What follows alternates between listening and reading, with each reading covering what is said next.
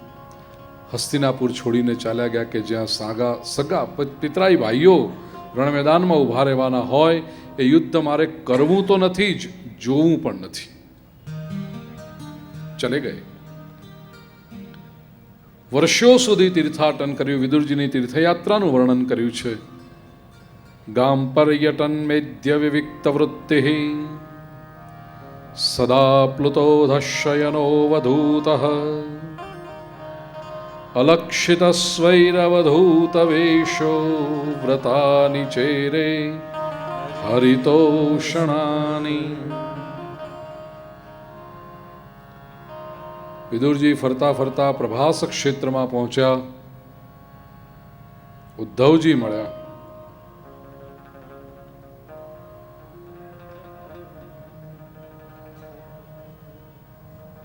ઉદ્ધવજી એમને સમાચાર આપ્યા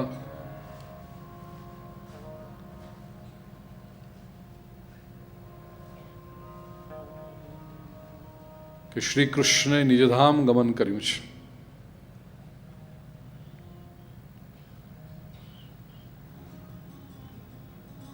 પરમાત્મા હવે આ સૃષ્ટિમાં રહ્યા નથી. સાંભળી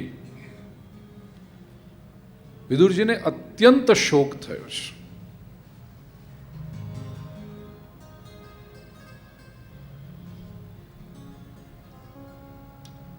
ઉદ્ધવજી આશ્વાસન આપતા કહ્યું કે પ્રભુએ અંતિમ ક્ષણોમાં આપને યાદ કર્યા હતા. એમ? આ જગતનો નાથ જ્યારે નિજધામમાં પધારે ત્યારે મને યાદ કરે? હા, और आपके लिए संदेश भी रखा है. શું સંદેશ છે એ તમે મૈત્રેયજીને પૂછો. ક્યાં મળશે મૈત્રેયજી? ગંગા તટે. ઉતાવળા પગે વિદુરજી ગંગા તટે પહોંચ્યા છે. દ્વારિદ્યુ નદ્યા ઋષભ કુરુણા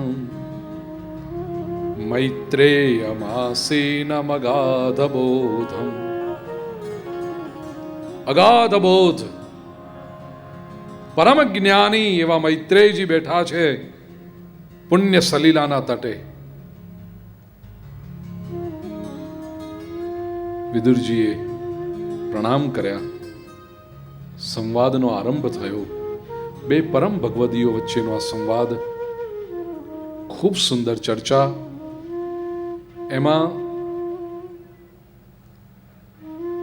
જય વિજયની કથા, જય વિજયને પ્રભુનો એટલે સનત કુમારોનો શાપ, 3 જન્મો માટે અસુર બનીને આવવાનું છે પૃથ્વી પર. એમાંનો પહેલો જન્મ કશ્યપ અને દિતિના સંતાન તરીકે હિરણ્યાક્ષ અને હિરણ્યકશિપુ, એની કથા આવી. મનુ શત્રુપાનો તપ, એમનો વંશ, 2 પુત્ર અને 3 પુત્રીઓ. એમાં પુત્રીનો ગ્રહસ્થાશ્રમ પહેલા વર્ણવ્યો. દેવહૂતિના લગ્ન કરદમ ઋષિ સાથે થયા સરસ્વતી નદીના તટે. એ કરદમ ઋષિ જેમના તપનું ગાંભીર્ય જોઈ પરમાત્મા પ્રસન્ન થયા અને પરમાત્માના આંખમાંથી હર્ષના આંસુનું બિંદુ સરી પડ્યું. તે બિંદુ સરોવર બન્યું. બહુ જ નજીક છે આ સ્થાન. શ્રીમદ ભાગવતમાં નામ છે સિદ્ધ પદ. આપણે એને ઓળખીએ છીએ સિદ્ધપુર, સરસ્વતીના તટે.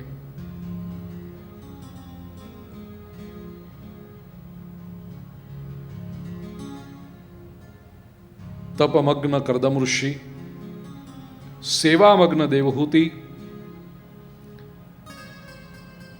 અને સેવાથી પ્રસન્ન થયેલા કરદમ ઋષિએ દેવહૂતિને પૂછ્યું, વરદાન માગો, શું જોઈએ છે? સંતાન માટેની ઈચ્છા પ્રગટ કરી. દિવ્ય વિમાન વિહાર થયો. નવધા ભક્તિરૂપી 9 પુત્રીઓનો જન્મ થયો. 9 દીકરીઓ જ્યારે મોટી થઈ, માં દેવહૂતિએ પુત્ર માટેની ઝંખના પ્રગટ કરી. કરદમ ઋષિએ કૃચ્છ ચાંદ્રાયણ વ્રત વર્ણવ્યું અને એ વ્રતના પ્રભાવથી મા દેવહૂતિની સન્મુખ જ્ઞાનાવતાર ભગવાન કપિલનું પ્રાગટ્ય થયું. બોલીએ શ્રી કપિલ નારાયણ દેવ કી. કપિલ ભગવાને મા દેવહૂતિને જ્ઞાનનો ઉપદેશ કર્યો છે. જે જ્ઞાનને લીધે મા દેવહૂતિને મુક્તિ મળી અને એ પુણ્ય સ્મરણના પ્રતીક તરીકે આજે પણ સિદ્ધપુર અને બિંદુ સરોવર માતૃગયા તરીકે ઓળખાય છે. માતાનું શ્રાદ્ધ ત્યાં થાય. એ કઈ ઘટના, કયું જ્ઞાન, उसके कुछ श्लोक पर चिंतन करें.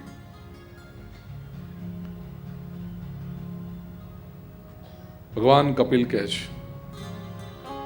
योग आध्यात्मिक पुंसाम मतो निश्रेयसाय मे अत्यंतो परतिर्यत्र दुःखस्य च सुखस्य च. મુક્તિ જો જોઈતી હોય ને માં, તો એના માટે સ્થિરતા જોઈએ. સ્થિર વ્યક્તિ જ મુક્ત થઈ શકે છે.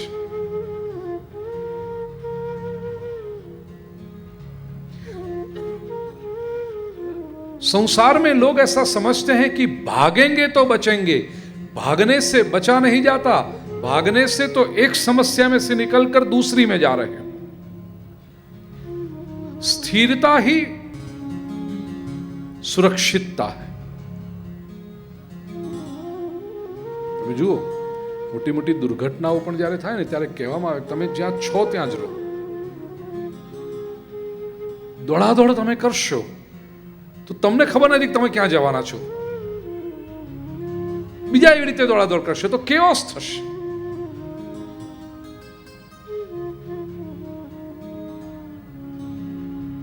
રિંઝાઈ નામનો એક બહુ જ મહાન ઝેન માસ્ટર થયા.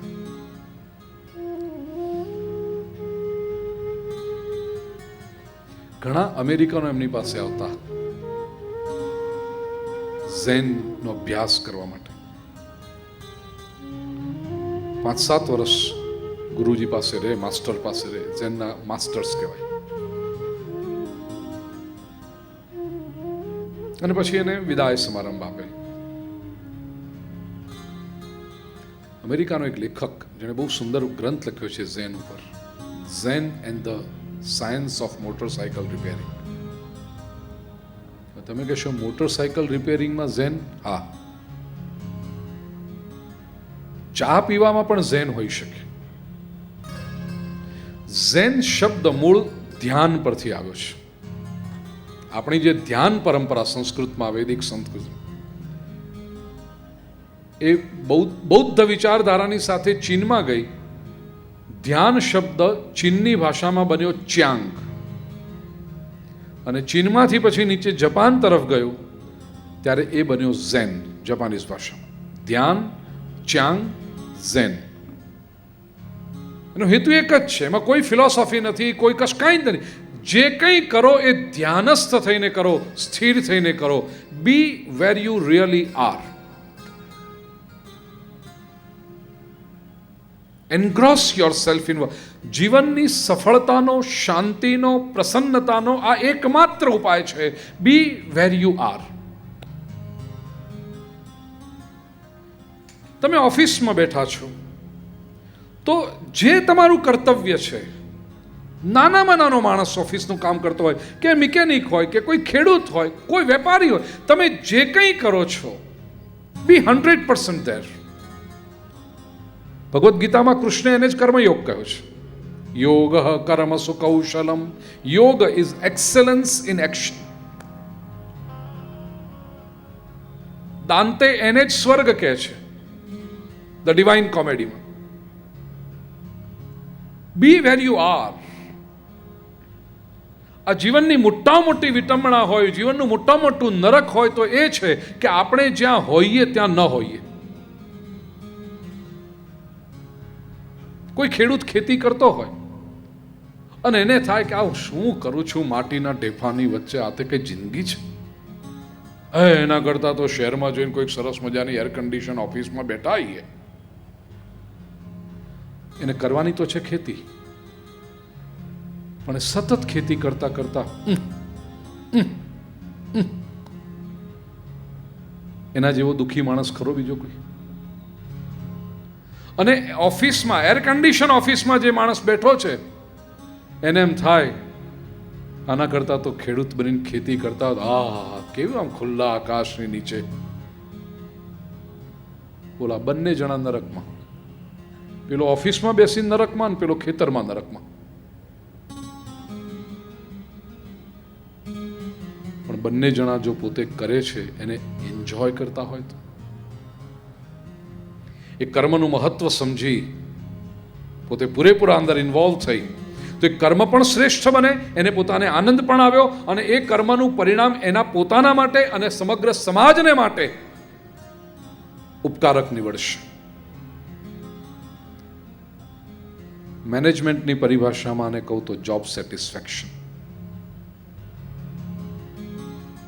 આજે બધે उकड़ाट केम छे? सीने में जलन, आंखों में तूफान सा क्यों है? हर शख्स परेशान इसलिए है कि એને બીજે પારકે ભાણે લાડવો મોટો લાગે છે. હું તે કરું છે કે કરવા પેલો કરે છે કેવું સારું છે, મારે એના જેવું કરવું છે, મારે પેલાને જેવું કરવું છે. આપણે આપણી જિંદગી જીવતા જ નથી, આપણે હંમેશા બીજાની જ જિંદગી જીવીએ છીએ અને જીવી શકતા નથી. તેથી કેવળ વસવસામાં આખી જિંદગી પસાર થઈ જાય છે.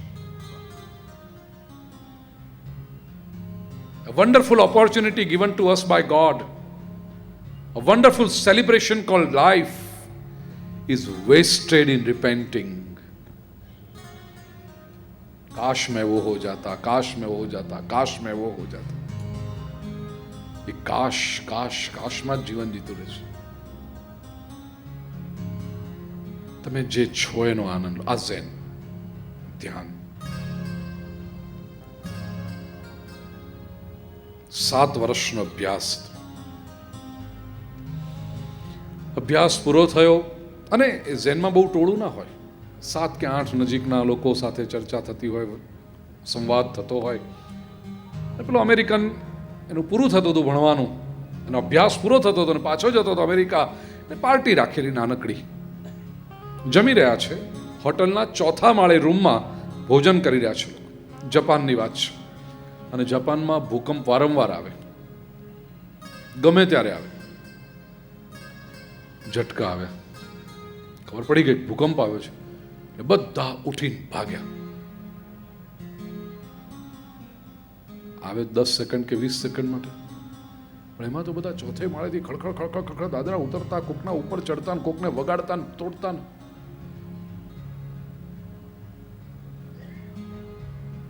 રીન્ઝાઈ બેસી રહ્યા છે, વાત કરતા હતા, ભૂકંપ આવ્યો, બધા ભાગ્યા. રીન્ઝાઈ અટકી ગયા ત્યાં એમને. 2-5 મિનિટમાં બધું હરખું થઈ ગયું. જે પડવાનું હતું એ પડી ગયું, જેને વાગવાનું હતું એ વાગી ગયું. એટલે બધા પાછા આવવા માંડ્યા. હોટલના રૂમને કંઈ નહોતું થયું એટલે બધા આવી ગયા, ટેબલ પર બેસી ગયા, બધા બેઠા. એટલે રીન્ઝાઈ જ્યાં અટક્યા હતા ત્યાંથી એમણે વાત શરૂ કરી, જાણે વચ્ચે કશું બન્યું જ નથી. શિષ્યોને નવાઈ લાગી કે આટલો મોટો ભૂકંપ આવી ગયો, જાણે કંઈ થયું. જે અમેરિકન હતો એણે પૂછ્યું કે master, I want to ask you the last question this evening. આવો ભૂકંપ આવ્યો, અમે બધા બચવાને માટે દોડ્યા ને તમે આમના એમ બેસી રહ્યા. હસતા હસતા રીંજાઈ કહે છે, હા દોડ્યો તો, હું પણ દોડ્યો હતો. ના પણ અમે તમને જોયા જ નહીં, તમે તો આજ ખુરશી પર એમને એમ બેઠા છો. દોડ્યા તો અમે બધા બહાર. રીંજાઈ કહે છે કે અહીંયા ભૂકંપ હતો ને તમે દોડ્યા બહાર, તો શું બહાર ભૂકંપ નહોતો? ત્યાં હતો. तुम वहां दौड़े जहां कोई बचाव नहीं था, कुछ बच नहीं सकते थे, और मैं वहां दौड़ा जहां कोई भूकंप पहुंच नहीं सकता. मैं अपने भीतर स्थिर होने लगा.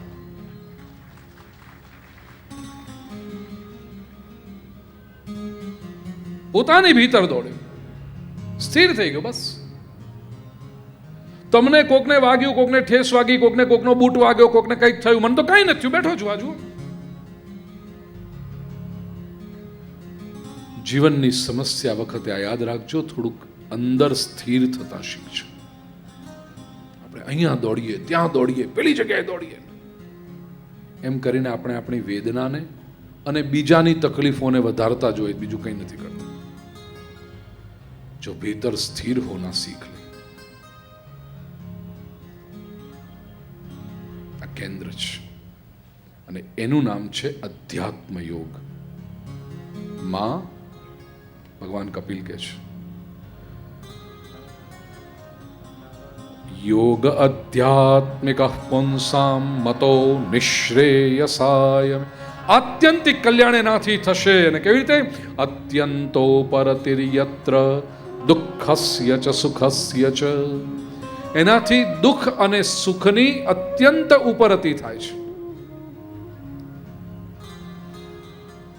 ફ્રોઈડે કહ્યું કે માણસ દોડે છે, એનો ડ્રાઇવિંગ ફોર્સ કયો? Why does a man run? Why does a man perform? Why does a person work? એ કામ કરે શા માટે? પુરુષાર્થ કરે છે શા માટે?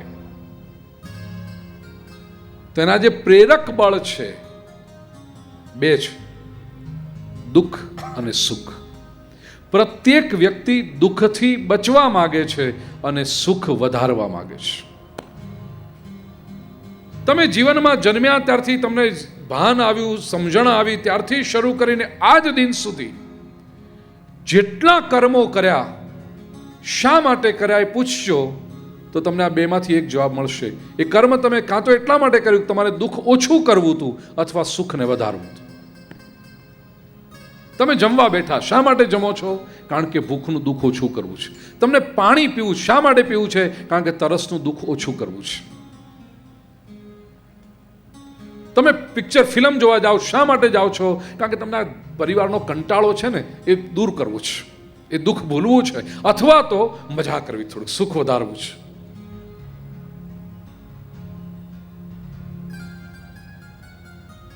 તમે પૈસા કમાવા જાઓ, શા માટે જાઓ છો? કારણ કે જો પૈસા કમાઈશ તો સુખ મળશે, મોટું ઘર લઈ શકીશ, સરસ મજાની ગાડી લઈ શકીશ, સારા કપડાં દાગીના પહેરી શકીશ. અરે સમાજમાં શું વટ પડશે?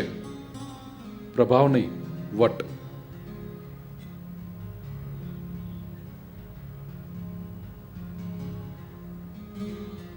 સુખ જોઈએ છે તો દુઃખને ઓછું કરવું છે કાં તો સુખને વધારવું છે. એટલા માટે માણસ કામ આ બેનો જ હોય, બીજું કોઈ ત્રીજું કારણ હોય જ ન શકે. તો સુખ પણ માણસને દોડાવે છે, દુઃખ પણ માણસને દોડાવે છે. સ્થિરતા ક્યારે આવશે? જો આ બંને પેલું આમ વલોણું હોય ને, એક બાજુ ખેંચો તોય ફરે ને બીજી બાજુ ખેંચો તોય ફરે. આ બેથી જે મુક્ત થયો કે જેને દુઃખની પણ ચિંતા નથી અને સુખની પાછળ જેને લાલચ નથી, એ વ્યક્તિ સ્થિર થઈ શકે. અને આ સમત્વ લાવવું, આ ઇક્વોનિમિટી લાવવી, એનું જ નામ અધ્યાત્મ છે. ધર્મ તમને દુઃખ ઓછા કરે ને સુખ વધારી આપે એ ધર્મ છે જ નહીં. ધર્મની વ્યાખ્યા જ ખોટી છે. આપણે શું કામ જઈએ છીએ મંદિરમાં? ભગવાન દુઃખ દૂર કરો અને સુખ વધારો. ભગવાન કે એના માટે હું બેઠો જ નથી. જીવનમાં આવતા સુખ અને દુઃખ મનુષ્યના પોતાના કર્મોનું પરિણામ છે. ભગવાન સુખ કે દુઃખ આપતો જ નથી. એ તો કોને આપે ને કોને ના આપે. ભગવાન થોડો કંઈક ભેદભાવ રાખે. પણ સુખ અને દુઃખ આ બંનેમાં કેવી રીતે ટકી રહેવું, કેવી રીતે પ્રસન્ન રહેવું, એ બંને વિકારોની, વેદાંત અને વિકાર કહે છે, એ બંને વિકારોથી વિચલિત કેમ ન થવું, ઈશ્વર કે જો મારી પાસે આવીશ તો એ હું તને શીખવીશ. તો પરમાત્માના માર્ગે જે ચાલવાનું છે એ આ છે. ને કેવી રીતે થાય? તો ચેતઃ ખલ્વસ્ય બંધાય મુક્તયે ચાત્મનો મતમ. બંધન કેના થાય છે? ચેત, મનને લીધે. જન્મ જન્માંતરના જે સંસ્કારો પડ્યા છે એને લીધે બંધનો ઊભા થાય છે. ગુણેષુ સક્તમ બંધાય રતમ વા પુંસી મુક્તયે. જો ત્રિગુણાત્મિકા આ સત્વ રજત તમ એ ગુણોવય જે પ્રકૃતિ છે એની અંદર જો આ ચિત્ત ફસાયું, એની અંદર જો મન ફસાયું તો એ બંધન ઉભા કરશે. રતમ વા પુંસી મુક્તયે, પરમાત્મામાં જો એ રત, એ જ મન જો ભગવાન, મન જો સંસારમાં ચોંટ્યું તો બંધન ઉભા કરશે, પણ એ જ મન ભગવાનમાં ચોંટ્યું તો મુક્તિ આપશે. ચાવી એક જ, ફેરવો છો કઈ બાજુ એના પરથી નક્કી થાય તાળું બંધ કરશે કે ખોલશે. તાળું બંધ કરવા માટે જુદી ચાવી, ખોલવા માટે જુદી ચાવી હોય નહીં.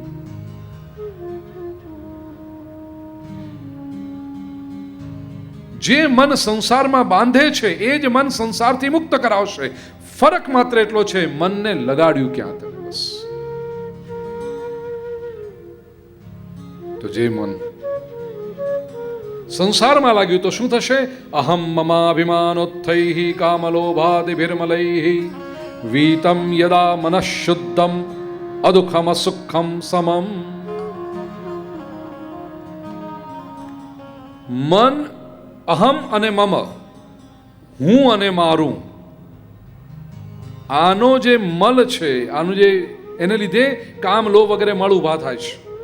મળ શબ્દને પણ સમજી લેજો, વેદાંતમાં 3 શબ્દો અગત્યના છે. અવિદ્યા છે, કઈ અવિદ્યાની 3 શક્તિઓ છે, 3 પ્રકારો છે. વિક્ષેપ, આવરણ અને મલ. મલ, વિક્ષેપ અને આવરણ. આ વેદાંતમાં કહ્યું 3 અજ્ઞાન છે. અવિદ્યાની 3 શક્તિઓ છે. મલ એટલે શું? મલ લિટરલ મિનિંગ, મલ એટલે કચરો. જન્મ જન્માંતરથી મનમાં પડેલા, અંતઃકરણમાં પડેલા સંસ્કારજન્ય જે દોષ છે એ મલ. કોને ખબર કેટલા જન્મ જન્માંતરથી આપણા કચરો ભેગો કરતા કરતા આવીએ છીએ. જેટલા ઈચ્છાઓ, વાસનાઓ, અનુભવો, જે કંઈ થયું એ બધું આપણા મનમાં. અને એનો વશ જે થયો એ માણસ હંમેશા ડિફોલ્ટ જ ઓપરેટ કરે. કોઈ કઈ પ્રશંસા કરી એટલે આપણે રાજી થઈ ગયા. કોઈ પણ રિસેપ્શનમાં કોઈ પણ લેડીની પાસે જઈને તમે કહો કે તમારી હેરસ્ટાઈલ બહુ સરસ, કે તમારો મેકઅપ બહુ સરસ, એટલે તરત 1000 વોટનો બલ્બ આવી જાય. Thank you. એ વિચાર કરવા ના જાય કે ખરેખર આ લપેડા સરસ છે.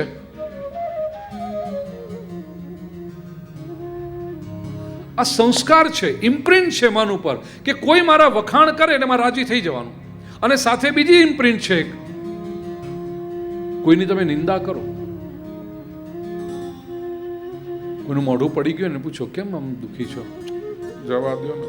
કેમ જવા દો? અરે જુઓ ને બધા આપણા વિશે કેવું કેવું બોલે છે. શું બોલે છે?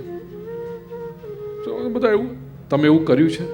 ના રે ના, અમે તો બિલકુલ નથી કર્યું. તમે તો એવા હારા, તો તમે કર્યું ન હોય તો બીજા બોલે શું કામ દુઃખી થાવ છો? આપણે બધા આવું કરે, બોલે એટલે આપણને એમ થાય તો ખરું ને. શું કામ થાય? સંસ્કાર છે. You operate by default. કે કોઈક આપણા વિશે નેગેટિવ બોલે, કોઈક આપણી નિંદા કરે દુઃખી થઈ જવાનું. શું કામ થવાનું ભાઈ દુઃખી? તો આનું નામ છે મલ. એટલે મિકેનિકલ સિસ્ટમ અંદર ગોઠવાઈ ગઈ છે. કોઈ પ્રશંસા કરે ત્યારે વિચાર નહીં કરવાનો કે આ પ્રશંસા સાચી છે કે ખોટી. એવી રીતે કોઈ નિંદા કરે ત્યારે વિચાર નહીં કરવાનો કે આ નિંદા સાચી છે કે ખોટી. દુઃખી થઈ જવાનું બસ. મલ. બીજો છે એ વિક્ષેપ. વિક્ષેપ એટલે ચિત્તની ચંચળતા. વારે ઘડીએ. તમે જો નાનું બાળક હોય ને, એને કોઈ બેટા બેસતો 30 સેકન્ડ તો માંડ થાય.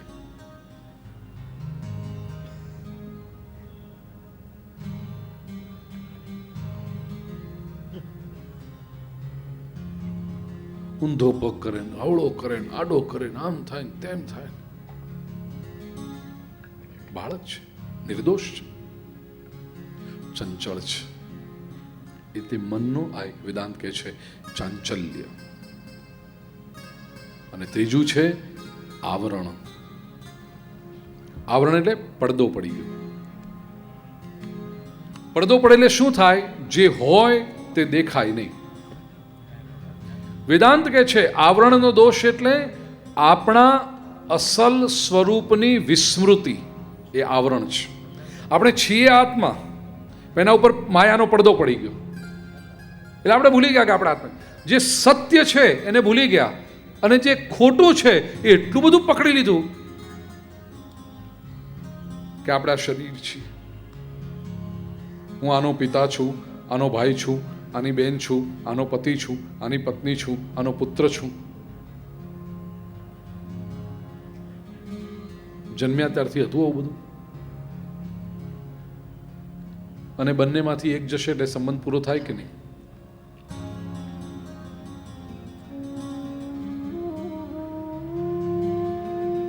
પણ એ આપણે માની લીધું હું એ છું. આને કહેવાય આવરણ. કેવી રીતે દૂર કરવાનું મલ, વિક્ષેપ અને આવરણને?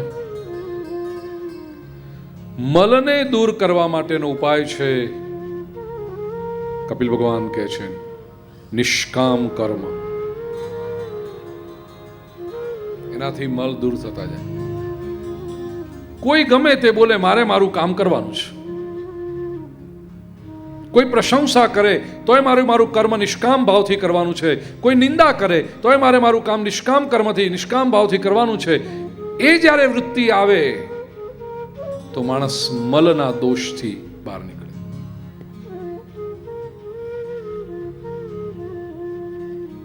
ત્યારબાદ વિક્ષેપ, ચંચળતા. વિક્ષેપનો દોષ ભક્તિ દ્વારા દૂર થશે. મન કેમ ચંચળ થાય છે? મન કેમ સ્થિર નથી થતું? એનું કારણ છે સ્થિર થવું આ મનનો સ્વભાવ છે, પણ મન ક્યાં સ્થિર થશે? એક મનને જે મહત્વનું લાગે ત્યાં મન સ્થિર થાય, અને મનને જે આકર્ષક લાગે, મનને જ્યાં પ્રેમ લાગે ત્યાં મન સ્થિર થાય. આ મનનો સ્વભાવ છે.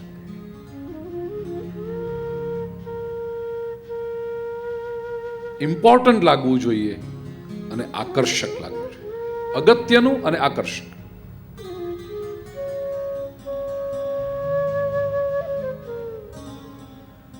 દાદાજી નોટોનું બંડલ ગણતા હોય ને, 51, 52, 53, 54, ત્યાં 5 વર્ષનો પૌત્ર આવે, દાદા દાદા દાદા કહેતો હતો, 56, 57, 58, 59, 60. કેવું મન લાગી ગયું છે નોટો ગણવામાં. પણ એ જ દાદાજી જ્યારે ભગવાનની પૂજા કરતા હોય અને ત્યાં પેલો પૌત્ર આવે 5 વર્ષનો, આવો આવો આવો, એ વળી ભગવાનનું જ સ્વરૂપ છે ને, કેમ નોટો ગણતા નહોતો?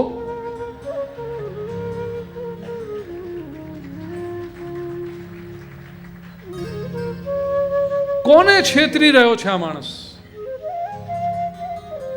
અધ્યાત્મના માર્ગે આપણો મોટામાં મોટો દુશ્મન જો કોઈ હોય તો એ છે સેલ્ફ ડિસેપ્શન. V ડિસીવ hour on સેલ્વ્સ. બીજો તો શું છેતરવાનો આપણને? આપણે પોતાની જાતને છેતરીએ છીએ. અને આવી છેતરાવાની ટેવ પડી જાય ને, એ માણસ બહુ પ્રેક્ટિકલ માણસ કહેવાય. જે વારંવાર પોતાની જાતને છેતરતો રહે, અંદરથી મરતો રહે, પ્રેક્ટિકલ માણસ. ઇમ્પોર્ટન્ટ લાગવું જોઈએ. અને બીજું આકર્ષક લાગવું જોઈએ. 18 વર્ષની કન્યાને કોલેજમાં સાથે ભણતો કોઈક છોકરો આકર્ષક લાગે, પ્રેમ તો બહુ ઉપરની કક્ષા છે, દિવ્ય કક્ષા છે, ખાલી એટ્રેક્શન ને ઇન્ફેચ્યુએશનની સ્થિતિ જાતો. તો એ વાંચતી હોય ને તો એ ચોપડીમાં પેલાનો ફોટો દેખાતો હોય નહીં, દેખાય. એ શું કરતો હશે અત્યારે? 1.5 કલાક થઈ ગયો, હજી એનો વોટ્સએપ નથી આવ્યો. બળ્યું વોટ્સએપ, અને વારે ઘડી આમ જઈને જુએ, હા લાસ્ટ સીન કેટલા વાગે આવ્યો તો એ વોટ્સએપ પર. આ લોકો બધાના હિસાબો રાખતા હોય છે. એ આટલા વાગે આવ્યા હતા વોટ્સએપ પર અને મને કંઈ ના લખ્યું, તને હું કામ લખે?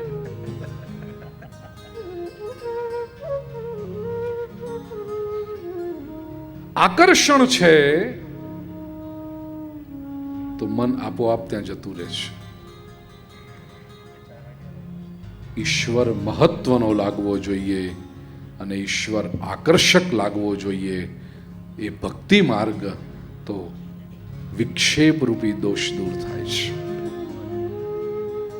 અને ત્રીજું રહ્યું આવરણ. વિસ્મૃતિ છે, ભૂલી ગયા છીએ તો શું જોઈશે? આવરણ છે, પડદો પડી ગયો છે, પડદે કો હટાવ.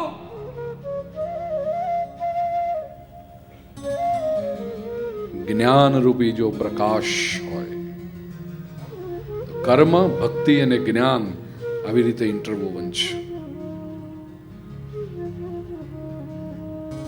સ્વનું જ્ઞાન થાય, ઈશ્વરનું જ્ઞાન થાય, પછી પરમાત્મા દૂર નથી, દિવ્ય અનુભવ દૂર નથી, મુક્તિ દૂર નથી.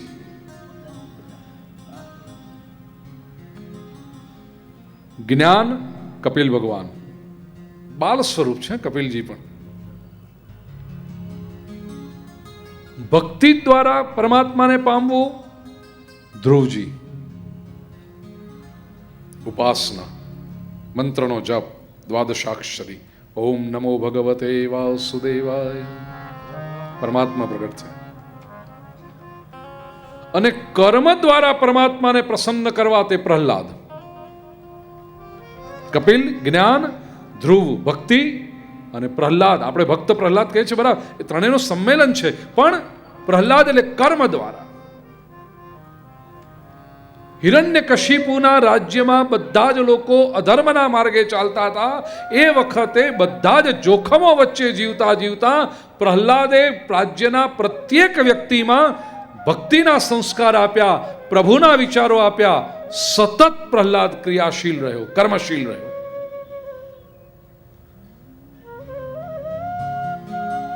પુરુષાર્થ કરવો પડ્યો છે. જે લોકો હિરણ્યકશિપુથી ડરતા હોય કે એની વિરુદ્ધમાં તો ન બોલાય, રાજા તો અરે નહીં, તમે ભગવાનના શરણે જાઓ. અન્યાયની ને અધર્મની સામે શા માટે ઝૂકો છો તમે? હિરણ્યકશિપુ તો સામે દેખાય છે આવો, તું કે છે ભગવાન ભગવાન, આપણને કઈ થાય ભગવાન આવે? ચોક્કસ આવે, કેમ ના આવે ભગવાન?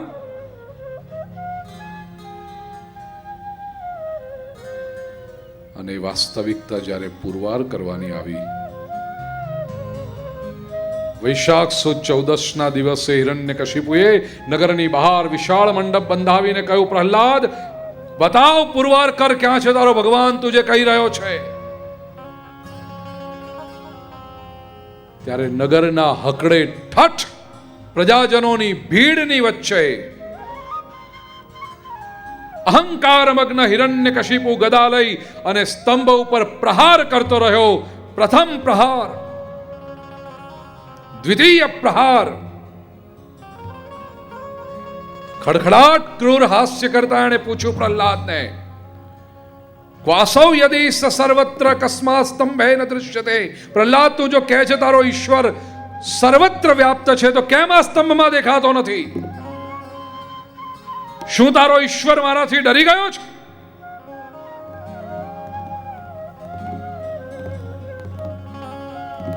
હવામાં જોરથી ગદાને ગુમાવી અને સ્તંભ ઉપર જ્યાં ત્રીજો પ્રહાર કર્યો, ધડામ પ્રહાર થતાની સાથે સ્તંભ ફાટ્યો.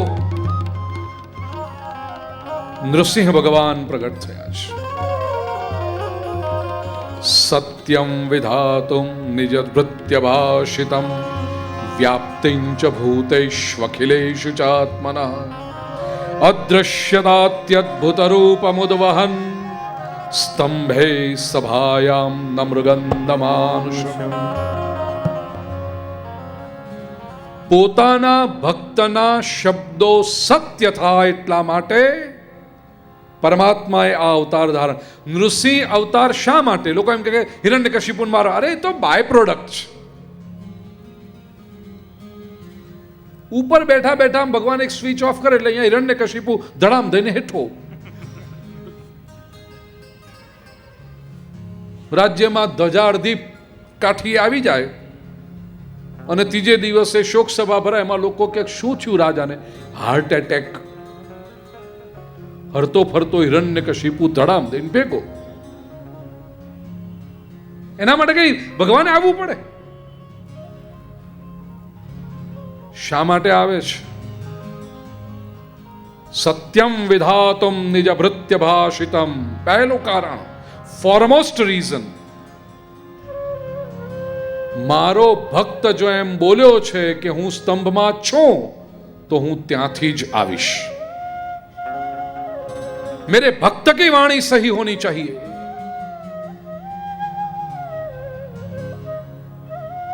વેકેશનના દિવસ હોય ને દીકરાને બાપ લઈ જાય દુકાને, જરા ટ્રેનિંગ લે. બપોરનો સમય છે, ઘરાકી ઓછી હોય, બાપ અંદર કંઈક હિસાબ કરતો બેઠો હોય અને દીકરો ગલ્લા પર ઊભો છે. દીકરો, કોઈ ગ્રાહક આવે, પેન ખરીદે, કેટલાની? દીકરો કે 10 રૂપિયાની. પેલો ગ્રાહક તો રાજી થઈને 10 રૂપિયાની પેન લઈ જાય. બાપ અંદરથી જુએ, તરત બહાર આવીને કે બેટા 15 રૂપિયાની તો આપણી ખરીદી હતી, આમાં નુકસાન થયું 5 રૂપિયા. એમ? એક મિનિટ હું પહેલા પાછા બોલાવ. અંકલ! અરે ના બોલાવાય બેટા, દુકાનની ઇજ્જત શું રે? દીકરો એક ભાવમાં વેચે છે ને બાપ વધારાના પૈસા માગે છે. જવા દે, 5 રૂપિયાનું નુકસાન થાય તો વાંધો નહીં, પણ તું બોલ્યો છે ને, દુકાનની ઇજ્જત રહેવી જોઈએ. દુકાનની પ્રતિષ્ઠા ટકે એટલા માટે 5 રૂપિયા નુકસાન સહન કરીને પણ બાપ પોતાના દીકરાના શબ્દને સાચો ઠેરવે તો આ જગતનો ધણી પોતાના ભક્તના શબ્દોને સાચા ન ઠેરવે. सत्यम विधातुम निज भृत्य भाषितम. मेरे संत ने, मेरे भक्त ने जो कहा है वो सही करूंगा मैं. અને બીજું કારણ, વ્યાપ્તિંચ ભૂતૈષ્વખિલેષુ ચાત્મનઃ. અત્ર તત્ર સર્વત્ર વ્યાપ્ત છું. પોતાની સર્વવ્યાપકતા, ઓમનીપ્રેઝન્સ પુરવાર કરવાને માટે પરમાત્મા પ્રગટ થયા છે. અને પછી પ્રહલાદે, ભગવાને તો કહ્યું પ્રહલાદ તું વરદાન માંગ. આ તો ભક્તના હૃદયની વિશાળતા કે એણે પોતાના માટે ન માગ્યું ને કહ્યું પ્રભુ મારા પિતાને મુક્તિ આપી દો. તારા માટે કંઈ નહીં પ્રભુ, મારી મુક્તિ તો મારા સત્કર્મ દ્વારા, મારી ભક્તિ દ્વારા, મારા જ્ઞાન દ્વારા પ્રાપ્ત કરીશ. માગેલી મુક્તિ પણ નથી જોઈતી. 2 હાથ મારા ફેલાવું તો તારી ખુદાઈ દૂર નથી, પણ હું માગું અને તું આપે એ વાત મને મંજૂર નથી. માગેલી મુક્તિ પણ ન જોઈએ. ભગવાને કહ્યું તથાસ્તુ. હિરણ્યકશિપુને મુક્તિ મળી. ધર્મ પંચાધ્યાયના 5 અધ્યાય 11 થી 15 7મા સ્કંદે વંદન કરીએ. આવતીકાલનો દિવસ અતિ પવિત્ર દિવસ. વામન અવતાર, રામ અવતાર, કૃષ્ણ જન્મ, નંદ મહોત્સવ. આ 3 દિવસ તમે એટલા બધા ડાયા થઈને કથા સાંભળી છે ને, હું રાજી થઈ ગયો. આટલી મોટી સંખ્યામાં આપ આવો ને આમ ટાંકણી પડે તો અવાજ આવે એવી. કાલે આવા ડાયા થઈને કથા સાંભળવાની, એટલે હું પણ બહુ ડાયો થઈશ. બરાબર 8 વાગે કૃષ્ણ જન્મ કરીશ. અને પણ કૃષ્ણ જન્મ થાય પછી બધું જ ડાપણ બાજુએ મૂકી અને ગોકુળના ગોપ અને ગોપી બની આ સમગ્ર મંડળને, આ સમગ્ર મંડપને નંદ બાવાના આંગણામાં ફેરવવાની જવાબદારી તમારી. કાલે આવતીકાલે આવી અને બહુ સરસ રીતે પરમાત્માના પ્રાગટ્યનો ઉત્સવ ઉજવીશું. બોલીએ શ્રી નૃસિંહ નારાયણ દેવ કી જય. जय राधे राधे राधे जय गिरधर गोपाला. जय राधे राधे राधे जय गिरधर गोपाला. जय श्यामा श्यामा श्यामा जय जय हो नंद लाला. जय श्यामा श्यामा. સૌને જય શ્રી કૃષ્ણ. પોતાનું સ્થાન છોડતા પહેલા એક મહત્વની સૂચના દરેક ભક્તોને વિનંતી. દરેક પધારેલા દરેક ભાઈ ભક્તો વિનંતી, આપ જે જગ્યાએ બેસો છો ત્યાં નાની એક પુસ્તક હરીને બધા, જેમાંથી પૂજ્ય શ્રી ગુરુજી આપણને અનુષ્ઠાનના શ્લોકોને બોલવા માટે કહે છે ને આપણે એને જોઈએ છીએ, અંદરથી વાંચીએ છીએ, સાથે પાઠ કરીએ છીએ. એ હરીને બધા પુસ્તક 7 દિવસ સુધી ત્યાં રાખવાની છે, પાછી મૂકીને જવાની. 7મા દિવસે લઈ જવાની છૂટ, બીજા દિવસે સવારે રોજ નવી મૂકવી પડે છે. અને આવો છો એટલે આપને વિનંતી કે અત્યારે ત્યાં જ મૂકી દો અને પાછા 7મા દિવસે સાથે લઈ જજો, એ દરેકને ખાસ વિનંતી. બીજી પૂજ્ય શ્રી ગુરુજીની સીડી VCD MP3 પ્રાપ્ત કરવા ચાહો તો પ્રાપ્ત કરી શકો છો. जय राधे राधे राधे जय गिरधर गोपाल. राधे राधे राधे जय गिरधर गोपाल. जय राधे राधे राधे जय गिरधर गोपाल. राधे राधे राधे जय गिरधर गोपाल.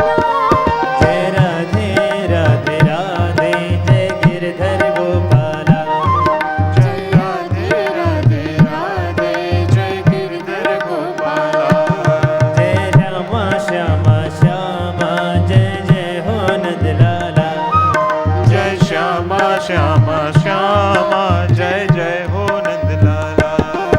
जय राधे राधे राधे जय गिरधर गोपाल. जय राधे राधे राधे जय गिरधर गोपाल. जय राधे राधे राधे जय गिरधर कृष्णाय वासुदेवाय गोपाल. सकलोपचारार्थे पुष्पाणि समर्पयामि.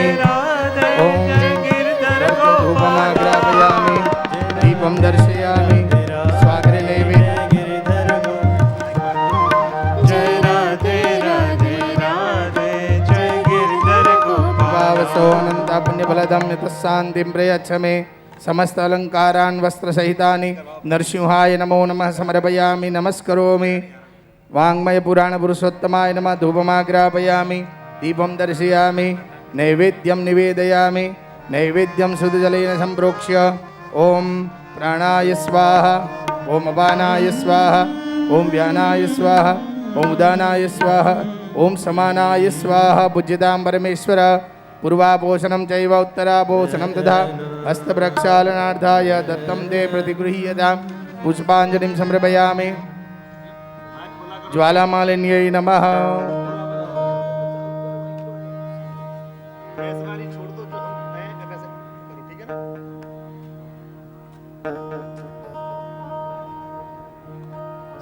પધારેલા પૂજ્ય શ્રી સ્વામીજીને, પૂજ્ય ગુરુજીના તે એમનું સન્માન કરી તાળીઓના નાદથી વધાવીએ. આરતીમાં श्री